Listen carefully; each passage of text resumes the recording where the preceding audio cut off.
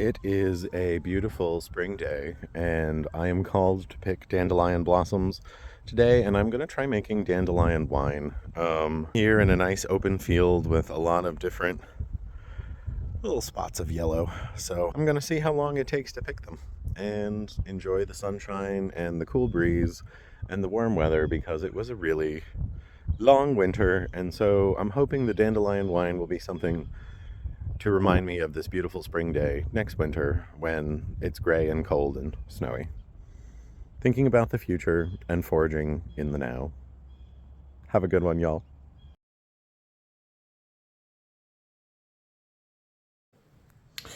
All right, so here we are with our dandelion wine. Well, it's not quite there yet, but it's well on its way. So we peeled the yellow parts off of the green parts of the flower and mixed in some lemon rind and pomelo and orange, raisins and apricots and sugar.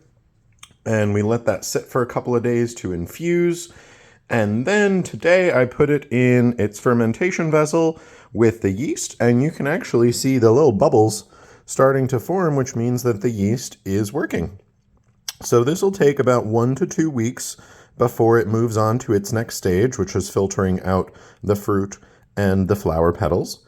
And then it will have a little bit longer to ferment before it finishes in the bottles. And hopefully by the time we get to about Thanksgiving, this wine will be ready to drink. I am absolutely thrilled with how it tastes so far. It really does taste as nice as it looks. It's got this beautiful yellow-orange color, and it really does taste like liquid sunshine. So here's to dandelion wine. Hopefully the finished fermented product is just as good as this really sweet fruit and flower tea.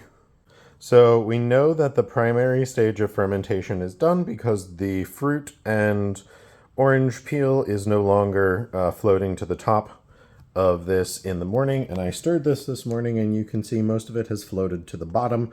So now we're going to bottle this and airlock it for its final stage.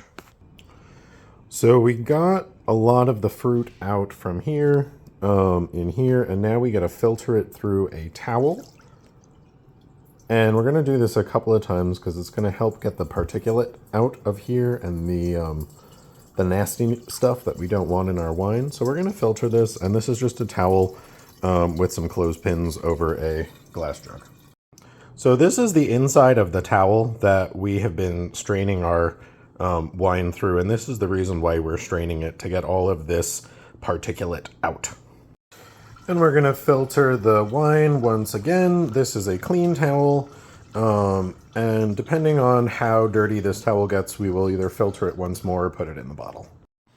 So this is the inside of the second towel, and as you can see, there's almost no film in here at all. So I think I'm going to do one more filter, and then we'll bottle the wine. So here it is, our filtered bottled dandelion wine with its little balloon hats on. And if we've done this right, then these will begin to inflate and stand up.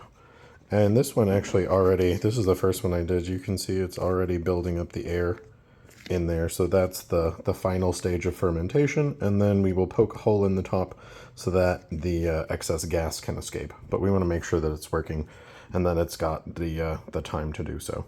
So that's why we haven't poked the hole yet. But I'll probably do that in a few hours. Cool.